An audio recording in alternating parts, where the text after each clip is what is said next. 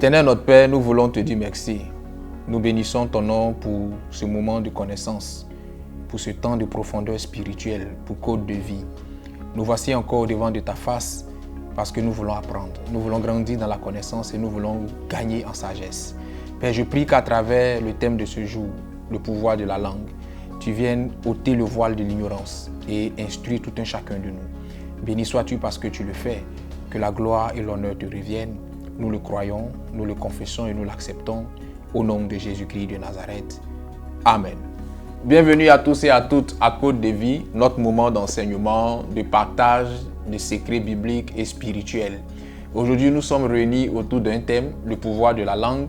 C'est un thème que nous allons développer dans sa dimension spirituelle. Nous allons parler spiritualité, je dirais à 70%. Je n'irai pas à 100% pour ne pas choquer la sensibilité des plus jeunes, mais nous allons parler spiritualité à 70%. Alors, j'aimerais m'excuser auprès des plus jeunes si ce que je vais dire ce soir choque leur sensibilité, je m'en excuse d'avance. Nous allons aller dans la parole de Dieu, dans le livre de Jacques, et nous allons voir ce que la Bible nous dit là-bas. Jacques, le chapitre 3, versets 1 à 8, c'est un passage qui est assez long, mais je vais le lire pour le besoin de la compréhension de chacun de nous. Jacques 3, 1 à 8, la Bible déclare: « Mes frères, qu'il n'y ait pas parmi vous un grand nombre de personnes qui se mettent à enseigner. Car vous savez que nous serons jugés plus sévèrement, nous qui enseignons. Nous bronchons tous de plusieurs manières. Si quelqu'un ne bronche point à parole, c'est un homme parfait, capable de tenir tout son corps en bride. Si nous mettons le mors dans la bouche des chevaux, pour qu'ils nous obéissent, nous dirigeons aussi le corps tout entier. Voici, même les navires qui sont si grands et que poussent les vents impétueux sont dirigés par un très petit gouvernail au gré du pilote. De même, la langue est un petit membre et elle se vante de grandes choses. Voici comme un petit feu peut embraser une grande forêt. La langue aussi est un petit feu. C'est le monde de l'iniquité. La langue est placée parmi nos membres souillants. Et ce membre-là souille tout le corps et enflamme le cours de la vie, étant elle-même enflammée par la géhenne. Toutes les espèces d'animaux, les espèces de bêtes, de reptiles, d'animaux marins sont domptées et ont été domptées par la nature humaine. Mais la langue, aucun homme ne peut la dompter. C'est un mal qu'on ne peut réprimer. Elle est pleine d'un venin mortel. Par elle, nous bénissons le Seigneur notre Père et par elle, nous maudissons les hommes faits à l'image de Dieu. De la même bouche sortent la malédiction et sortent la bénédiction et la malédiction. Il ne faut pas, mes frères, qu'il en soit ainsi. Amen. Alors, voilà ce que Jacques chapitre 3, verset 1 à 8, pratiquement 9 là-bas, nous dit. Ce passage est entièrement consacré, je pourrais dire, dans le paragraphe que nous avons lu, ou dans le paragraphe que nous avons lu, ce passage est entièrement consacré à la langue. Dieu, en créant l'homme, l'a doté d'un certain nombre d'organes de sens. Et au nombre de ces organes de sens-là figure la langue. La langue est cet organe qui permet à l'homme d'établir un distinguo entre les différents goûts d'aliments.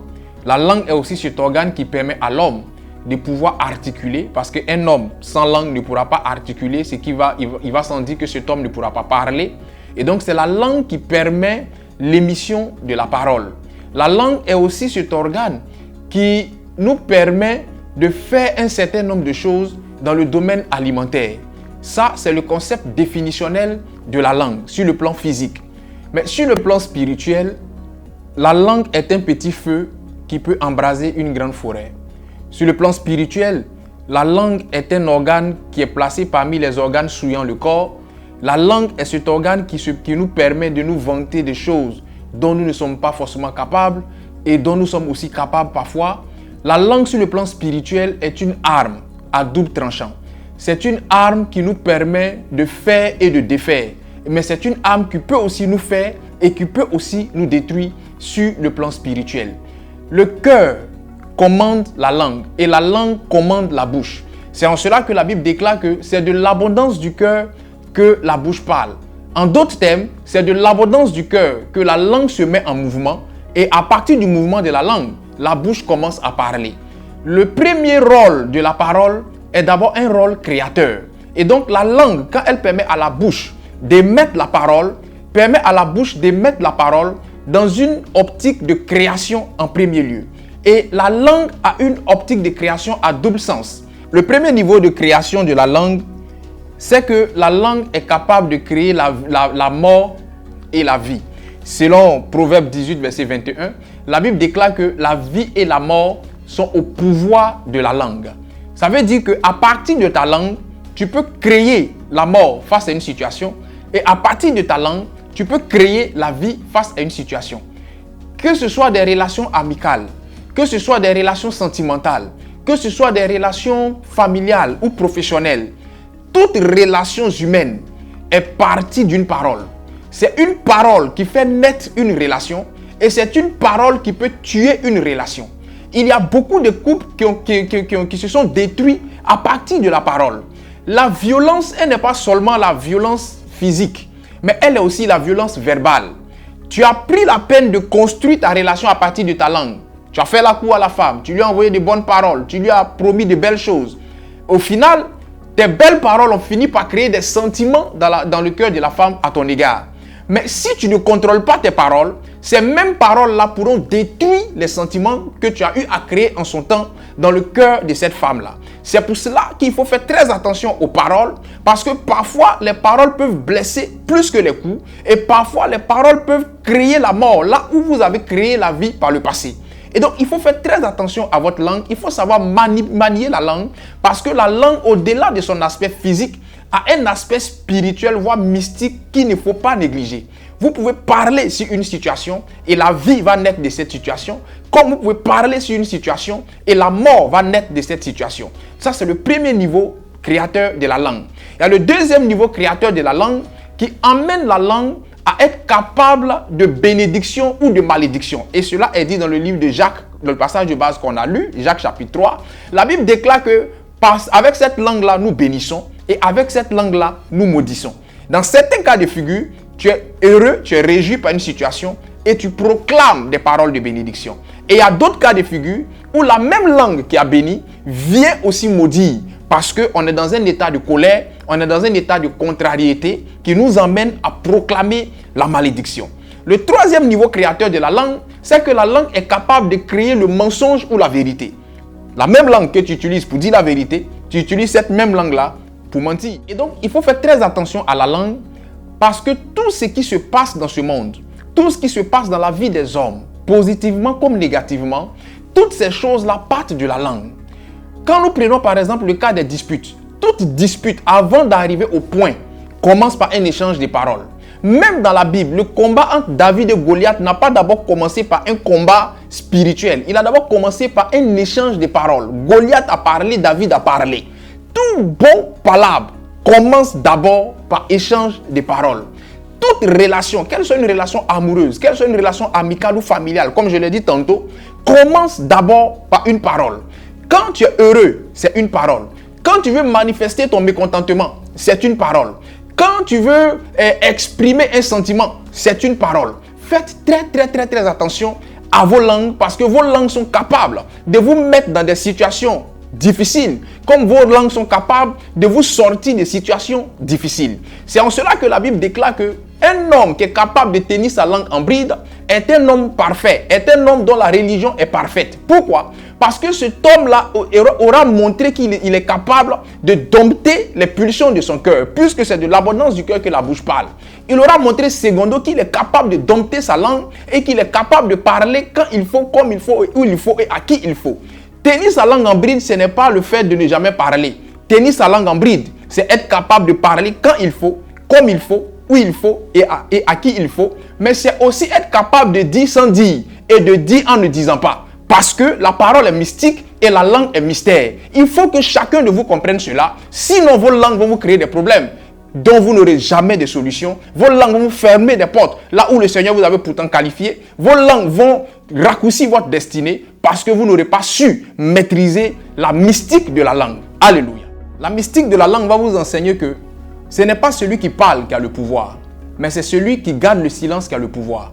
Parce que celui qui parle, au fur et à mesure qu'il parle, il se découvre, il se vante et il se livre à l'adversaire. Pendant que celui qui est capable de garder le silence quand il faut et comme il faut, maintient un mystère, conserve un mystère qui déstabilise l'adversaire et qui lui fait gagner en pouvoir. Lorsque vous serez dans une assistance et qu'il y aura plusieurs personnes en même temps qui seront en train de parler, ces personnes-là ne vont pas attirer l'attention mieux que cette personne qui sera assise quelque part dans un coin et qui ne parlera pas. Parce que la langue, l'autre facette mystique de la langue, c'est le silence. La seconde mystique de la langue va vous enseigner qu'on ne se confie pas à tous les intimes. Tous les intimes ne sont pas des intimes qui sont acquis à notre cause. Il y a des intimes qui portent le manteau de traître, mais qui sont déguisés en intimes. Le mot trahison dans le dictionnaire n'est pas mis pour nos amis. Le mot trahison dans le dictionnaire est mis pour nos ennemis déguisés en amis.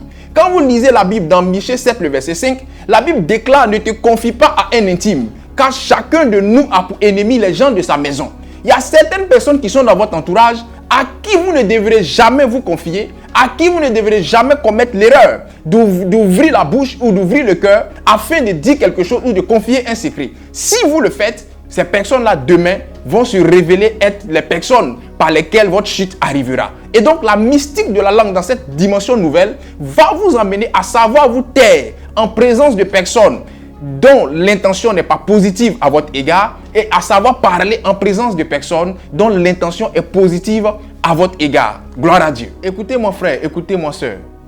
La langue n'est pas un organe aussi banal que l'on veut vous faire croire.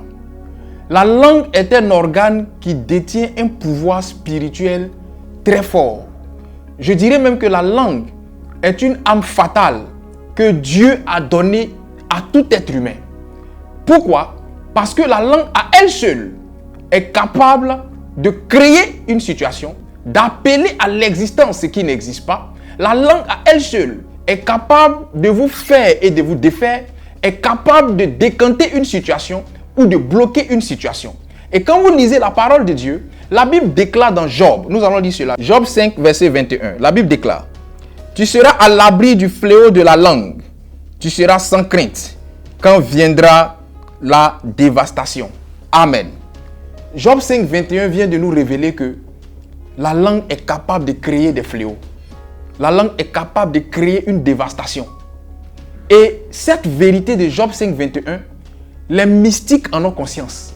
Les mystiques en sont pleinement conscients et ils l'utilisent afin de raccourcir la destinée de certaines personnes. Ils l'utilisent afin d'abréger la vie de certaines personnes. Ils l'utilisent afin de nuire à certaines personnes ou de noircir l'étoile spirituelle de certaines personnes parce que les chrétiens eux-mêmes n'ont pas conscience du pouvoir qu'ils ont à partir de la langue. Il faut que votre esprit s'ouvre, chrétien.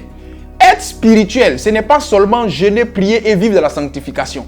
Le jeûne, la prière et la sanctification font partie de la spiritualité, mais ne font pas à eux seuls la spiritualité. Être spirituel, c'est être capable de maîtriser et de connaître le système de fonctionnement des cieux et de la terre. Être spirituel, c'est connaître les lois et les règles qui nous permettent de faire ou de défaire une situation à partir de l'invisible et à partir des entités invisibles. Être spirituel, c'est être capable de manipuler les éléments.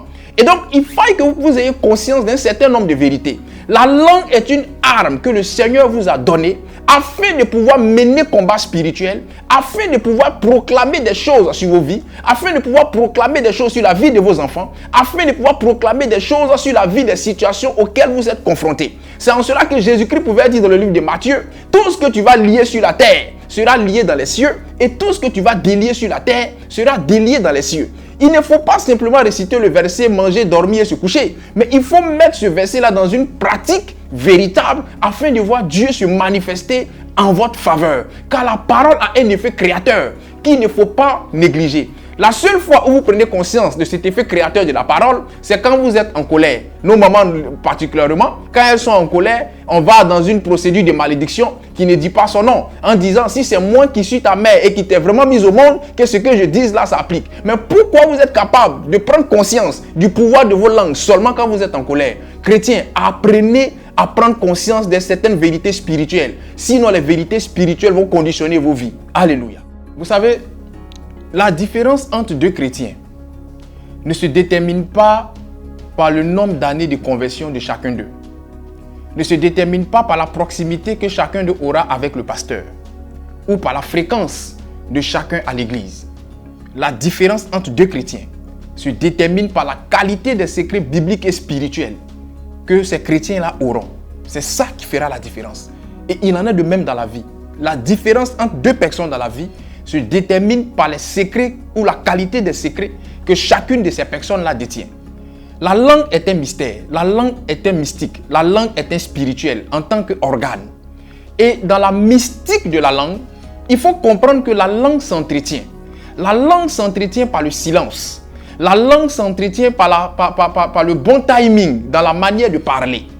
Il faut savoir garder le silence quand il faut et il faut savoir quand il faut parler. Mais la langue, à la lumière de la parole de Dieu, s'entretient par le sel. La langue s'aiguise par le sel. Nous allons lire cela. Colossiens 4, le verset 6. La Bible déclare que votre parole soit toujours accompagnée de grâce, assaisonnée de sel, afin que vous sachiez comment il faut répondre à chacun. Amen.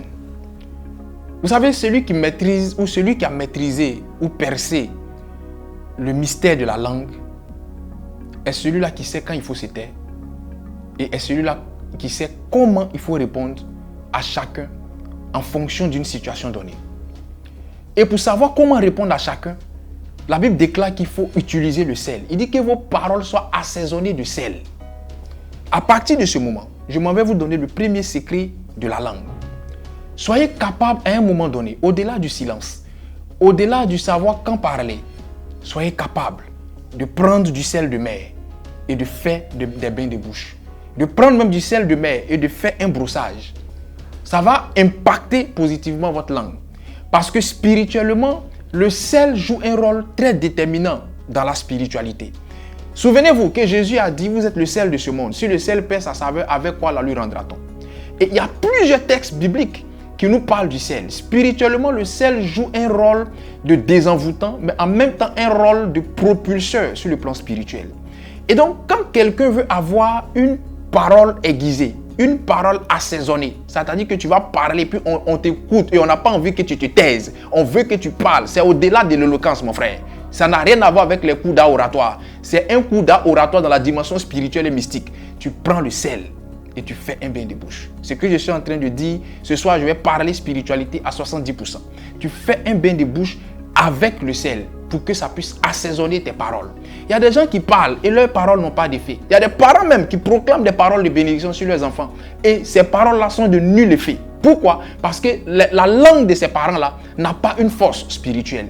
Pour que ta langue ait une force spirituelle, ça ne veut pas forcément dire que tu sois parent d'une personne. Pour que ta langue ait une force spirituelle, il y a un travail spirituel qu'il faut faire. La spiritualité ne tient pas compte de la complaisance. La spiritualité tient compte des lois et des principes. Si vous respectez les principes de la spiritualité respectera les principes vis-à-vis de vous. Malheureusement, les mystiques respectent plus ces principes-là que nous qui sommes enfants de Dieu. Nous sommes dans une rêverie qui ne dit pas son nom. Nous sommes dans une complaisance qui ne dit pas son nom. Et ce qui fait que nos combats spirituels sont toujours nuls. Nous menons combat nuit et jour, mais il n'y a pas d'effet parce que notre langue, qui est une âme importante, est une âme qui n'est pas aiguisée. Mais si vous prenez une épée pour aller au combat et que cette épée n'est pas aiguisée, qu'est-ce qui va se passer? Il n'y aura pas de mort, il n'y aura pas de victime parce que l'épée n'est pas aiguisée. Aiguisez vos langues. Aiguisez vos langues dans la prière, aiguisez vos langues dans le jeûne, mais aiguisez vos langues en utilisant le sel marin et en faisant des bains. C'est très, très, très important. Alléluia. Ensuite, comprenez que à partir de la langue, on peut maudire votre journée. On peut maudire votre mois. On peut maudire votre année. Et aussi, à partir de la langue, vous pouvez bénir votre journée. Vous pouvez bénir votre mois. Vous pouvez bénir votre année. Il y a une chose que vous devez comprendre, enfants de Dieu. Il y a une chose que vous devez comprendre, vous qui aspirez à la spiritualité. C'est que toutes les années, tous les mois et tous les jours ne sont pas des choses ordinaires. Ce sont des choses qui sont contrôlées par des entités. Ce sont des choses qui ne sont pas simples. Tous les 12 mois de l'année, à la base, à l'origine, il n'y avait pas 12 mois dans l'année. À l'origine, il y avait 10 mois dans l'année. Mais c'est une parenthèse. Tous les 12 mois de l'année sont des mois spirituellement connectés. Mais au nombre de ces 12 mois, il y a 2 mois qui sont spirituellement qui ont une fréquence spirituelle élevée, qui sont spirituellement sensibles. Le mois de décembre et le mois de janvier. Le mois de janvier spirituellement est contrôlé par le dieu Janus. Et le dieu Janus est ce dieu-là qui a deux visages. Le mois de janvier est le seul mois qui a une face dans le présent et une face dans le futur. C'est la symbolique de Janus, les deux visages de Janus. Et donc, quand vous ne comprenez pas la mystique de ce mois de janvier, janvier peut vous engloutir. Le mois de décembre est un mois de don, est un mois d'offrande. Quand vous prenez le mois de décembre commence par des offrandes et finit par des offrandes. Que ce soit la Noël, que ce soit le 31 décembre, c'est un mois de don, c'est un mois d'offrande. Et même sur le plan mystique, c'est en décembre que les morts se succèdent, les accidents injustifiés, les morts injustifiés, toutes les programmations mystiques et sataniques s'exécutent en décembre. Mais j'aurai le temps de développer cela lorsqu'on va entamer le moment de jeûne de 40 jours sur comment préparer une année. Je vous parlerai de la symbolique mystique et spirituelle des mois. Mais je vais parler de la symbolique spirituelle et mystique des jours. Prenez avec moi Psaume 19. Psaume 19, versets 1 à 5. Nous allons lire cela. Psaume 19, 1 à 5. La Bible déclare: au chef des chantres, Psaume de David. Les cieux racontent la gloire de Dieu, et l'étendue manifeste l'œuvre de ses mains. Le jour en instruit un autre jour. La nuit donne connaissance à une autre nuit. Ce n'est pas un langage, ce ne sont pas des paroles dont le son ne soit point entendu. Leur retentissement parcourt toute la terre. Leurs accents vont aux extrémités du monde, où il a dressé une tente pour le soleil. Amen. Je ne sais pas si vous avez compris ce passage-là. Psaume 19 dit: un jour instruit un autre jour. Si nous allons sur une base simple, ça veut dire que le lundi a une bouche. Et quand le lundi arrive au terme de sa journée, c'est-à-dire entre 23h et minuit, le lundi fait le point à mardi, spirituellement. Et mardi continue la course. Et mardi fait le point à mercredi. Et mercredi continue la course. Et c'est l'accumulation des jours, comme la Bible le déclare, qui forment les mois. Et c'est l'accumulation des mois qui forment des années.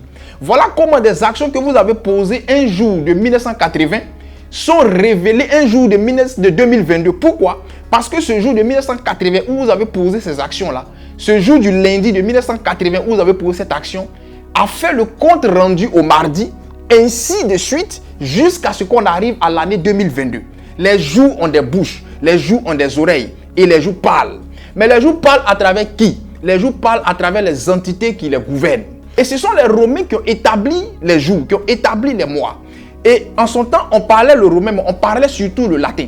En latin, le jour se dit dies. On se comprend un peu? Et donc, qu'est-ce qu'on a fait? On a mis chaque jour sous la bannière d'une divinité romaine. Et on a ajouté le dies. Mais pour faire bonne sonnerie, bonne connotation, on a enlevé le ES et on a laissé le di. Voilà comment le lundi est gouverné par la lune. Lune, on a coupé le E et di, on a collé, ça fait le lundi. Le lundi est le jour qui est propice pour prier en faveur des sentiments, en faveur des émotions. Parce que le lundi, c'est le jour où la lune est souvent pleine et c'est le jour où souvent la lune est à moitié. Le mardi est gouverné par Mars. On a coupé le S et on a collé avec di pour faire mardi. Mars, c'est le dieu de la guerre. Le mardi, c'est un jour où le monde spirituel est fortement en ébullition en termes de combat spirituel. Et c'est le jour qui est propice pour le combat spirituel. Le mercredi est gouverné par Mercure. Mercure est ce dieu-là qui contrôle quelque part les finances. Même quand on fait de l'argent, on prend le Mercure. Et le mercredi est ce jour-là qui est propice pour prier pour les finances. Le jeudi est contrôlé par Jupiter. Jupiter est ce dieu qui est favorable aux affaires. Et donc, le jeudi est ce jour-là qu'il faut utiliser pour prier en faveur des affaires, en faveur des projets d'affaires, en faveur des investissements. Le vendredi est gouverné par Vénus. Et ce jour-là, on prend ce jour-là pour mener combat contre les accidents, contre les programmations mystiques, contre les programmations sataniques. Le samedi est gouverné par Saturne. Ce jour-là, on prie contre toute forme de dépravation sexuelle, toute œuvre du démon des eaux, toute œuvre des esprits des ténèbres. Et le dimanche est gouverné par le soleil. Et ce jour-là, on prie, selon Lamentation de Jérémie, pour que le soleil de justice du Seigneur paraisse sur nos vies. Alléluia.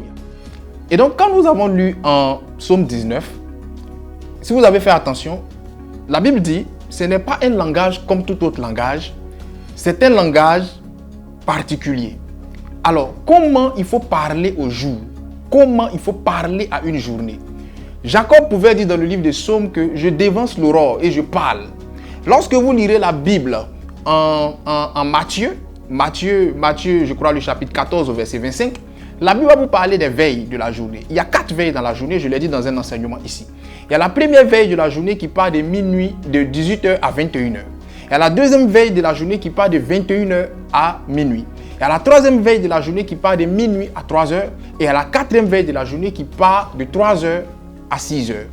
Alors, la Bible déclare dans le livre des Psaumes qu'on a lu tout à l'heure que ce n'est pas par un langage ordinaire qu'on parle au jour. Quand nous lisons toujours la Bible, dans le livre de Osée, Osée 2, 20 à 22, la Bible nous montre comment est-ce qu'il faut parler au jour, à partir de certains éléments, à partir de certaines entités. Osée 2, 22, que nous allons lire. Osée 2, 20 à 22. Je serai ton fiancé par la fidélité, et tu reconnaîtras l'Éternel. En ce jour-là, j'exaucerai, dit l'Éternel, j'exaucerai les cieux, et ils exauceront la terre. La terre exaucera le blé, le mou et l'huile, et ils exauceront Jisraël. Amen. Voilà donc ce que la Bible déclare. Dans ce passage, la Bible nous montre comment est-ce qu'il faut parler à une journée à partir des entités. Vous savez, tout jour que Dieu permet, chaque jour que Dieu permet, est vu par le soleil, est vu par la lune, est vu par le ciel, est vu par la terre. La Bible déclare dans le livre de Genèse que Dieu a fait le soleil pour présider au jour et il a fait la lune pour présider à la nuit. Gloire à Dieu. Et donc, avant qu'une journée n'arrive, il est important pour toi, enfant de Dieu, de prier. Il est bon de prier à toute heure. Mais il y a 2 périodes sensibles auxquelles un enfant de Dieu doit être en prière. La troisième veille et la quatrième veille, c'est-à-dire entre minuit et 3 heures ou entre 3 heures et 6 heures. Dans cet intervalle de temps-là, l'enfant de Dieu que tu es doit être en prière. Nos frères de l'autre côté, les musulmans, ont pris conscience de ce secret. Voilà pourquoi tout musulman prie. Mais toute prière sérieuse du musulman, en dehors du prière du vendredi, c'est la prière de 4 heures du matin. Pourquoi? Parce que 4 heures du matin se situe pratiquement à la quatrième veille de la journée, entre 3 heures et 6 heures. Et quand vous lisez dans le livre de Job, la Bible déclare dans le livre de Job que à cette fraction d'heure, la terre devient molle comme de l'argile. Et on peut lui donner toutes sortes de consignes, on peut lui donner toutes sortes de directives et elle va l'exécuter. Quand nous avons lu tout à l'heure dans Osée, la Bible a donné spirituellement et mystiquement la chaîne de commandement de l'exaucement. À la vérité, Dieu n'exauce pas l'homme, mais Dieu exauce d'abord les cieux. Il dit, je serai ton fiancé et tu reconnaîtras que je suis l'Éternel. J'exaucerai les cieux. Il y a 3 cieux à la base. Il y a le ciel que nous voyons. Il y a le deuxième ciel qui est le trône du diable et il y a le troisième ciel qui est là où Dieu siège.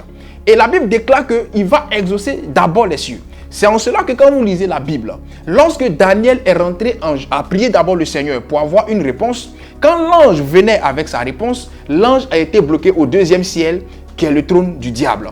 Il lui fallut que Dieu envoie un autre ange en renfort et que Daniel rentre dans un jeûne de 21 jours pour que sa bénédiction soit décantée. Donc Dieu dit, j'exaucerai les cieux. Et les cieux à leur tour vont exaucer la terre. Alors, quand tu pries, les cieux exaucent la terre. Dieu dit dans sa parole en Genèse, c'est à la sueur de ton front que la terre va te donner sa nourriture. En tant qu'enfant de Dieu, il est bon de prier, il est bon de parler à Dieu, il est bon de dire Seigneur, voici ma vie, voici. Mais la prière qu'on fait à la troisième veille, la prière qu'on fait à la quatrième veille n'est pas une prière où on parle à Dieu. C'est une prière où on parle aux entités de création. C'est une prière où tu parles à la terre. C'est une prière où tu parles au ciel. C'est une prière où tu parles à la lune. C'est une prière où tu parles au soleil. Dieu lui-même disait en Job, depuis quand as-tu parlé au soleil? Depuis quand as-tu montré sa place à la lune? Depuis quand as-tu parlé à la terre? La Bible déclare que les cieux exauceront la terre et la terre exaucera le mou. Quand on parle du mou, on parle de l'alcool. Voilà pourquoi nos parents dans l'ancien temps utilisaient la liqueur pour des pratiques sataniques pour parler à la terre. Parce que l'alcool est un élément qu'on peut utiliser pour activer les entités de la terre contre quelqu'un ou en faveur de quelqu'un. Il dit à la suite du mou, la terre va exaucer le blé. Quand on parle du blé, on parle de la parole. Donc, à la quatrième veille ou à la troisième veille, je me lève de mon lit, je vais dehors et je parle à la terre pour dire à Dieu, cette journée qui s'annonce là, j'ordonne que la terre me soit favorable. J'ordonne que la terre me donne sa bénédiction. Vous savez, vous pouvez arriver quelque part. Si la terre de cet endroit-là ne vous reconnaît pas, vous aurez du mal à réussir. C'est en cela que chez les catholiques, lorsque le pape arrive quelque part, l'un des premiers actes que le pape pose, il embrasse la terre. comme pour se présenter aux entités de cette terre, pour dire que je suis arrivé, je vous prête allégeance, reconnaissez-moi et donnez-moi vos faveurs. Quelle que soit la bénédiction à laquelle tu aspires, si la terre ne te reconnaît pas, tu auras un problème. Voilà pourquoi la Bible déclare dans Josué 1, le verset 3, « Tout lieu que foulera la plante de tes pieds, je te donne ce lieu-là en possession. » Pourquoi? Parce que la terre joue un rôle très important et très déterminant dans la vie et dans la bénédiction d'un homme. Apprenez à parler à la terre. Apprenez à parler à la terre de votre naissance, la terre qui vous a vu naître. Apprenez à lui parler. Parce que la même terre sur laquelle vous vous tenez ici, c'est cette même terre qui se trouve là où vous êtes né. Apprenez à parler à la terre de votre naissance. Parce que les mystiques connaissent cette réalité. Voilà pourquoi le monde spirituel mystique est toujours en ébullition la nuit. La nuit, qu'est-ce que les mystiques font? Ils parlent au soleil, ils parlent à la lune, ils parlent à la terre, ils parlent aux cieux en votre défaveur. Vous, pendant ce temps, vous êtes couchés. C'est en cela que Jésus pouvait dire dans le Nouveau Testament, pendant que tu étais couché, l'ennemi est venu s'aimer l'ivraie. Et c'est entre la 3e et la 4e veille que le sommeil même est le plus mortel. Vous êtes couché, vous ne priez pas. Et c'est là que l'ennemi vient s'aimer des choses. Vous vous réveillez le matin, la journée est catastrophique, des palabres dans le couple, la promesse qu'on t'avait faite n'arrive pas à accomplissement et tu ne comprends rien. Chrétien, lève-toi et parle à la terre, parle au soleil. Prends des choses, prends la parole, parle à la terre. Prends l'huile, parce que la Bible déclare qu'avec l'huile, tu pourras aussi parler à la terre. Prends l'huile, fais des libations, déclare la bénédiction, déclare que tu possèdes ton élévation avant que la journée ne se lève. Tu verras que le Seigneur va intervenir en ta faveur. Mais si tu restes les bras croisés et que tu n'utilises pas le pouvoir de ta langue, des situations vont te tomber là-dessus et tu ne sauras quoi faire. Gloire à Dieu. Il faut aussi que tu comprennes que tu peux agir sur ton jour de naissance avec ta langue. Par le secret que je suis en train de te donner, tu peux agir sur ton jour de naissance. Apprenez à bénir le jour de vos naissances. Malheureusement, les chrétiens, le jour de leur anniversaire, on fait des postes, on saute, on se contente de prendre un gâteau et de faire certaines choses. Le jour de ton anniversaire est le commencement d'une année nouvelle pour toi. Ce jour-là, tu dois être en prière. Ce jour-là, tu dois être dans une dimension de prière astrale. C'est ce qu'on appelle la prière astrale. Cette prière-là t'emmène à parler à la terre, t'emmène à parler au ciel, t'emmène à utiliser des éléments spirituels et à parler aux entités de création afin que ces entités-là agissent ou interagissent en ta faveur. Ce sont des choses qui sont bibliques. Il faudrait que le jour de vos anniversaires, au-delà des posts sur les réseaux sociaux, vous soyez dans un moment de prière. Parce que chaque année que Dieu te permet de vivre est une opportunité qu'il te donne d'être une meilleure version de toi, mais en même temps de rentrer dans ta destinée prophétique. Gloire à Dieu. J'aimerais donc vous exhorter, chrétiens. J'aimerais vous exhorter, frères et sœurs, à prendre conscience du pouvoir que vous détenez, à prendre conscience du pouvoir de votre langue, à ne pas être des chrétiens de façade, mais soyez des chrétiens qui développent votre spiritualité. Il y a la spiritualité négative ou la spiritualité satanique. Cette spiritualité-là, je ne vous conseille pas de la pratiquer. Mais il y a la spiritualité en Christ. La Bible est le livre le plus spirituel et le plus mystique qui existe. Prenez la peine de lire vos Bibles. Prenez la peine de vous faire interpréter vos Bibles par vos différents conducteurs spirituels. Prenez la peine d'élever votre spiritualité. Et vous verrez que certains problèmes que vous vivez connaîtront une résolution par la puissance du Saint-Esprit et par la puissance de Dieu. Que le Seigneur vous bénisse et que sa grâce soit sur vous. Shalom chez vous.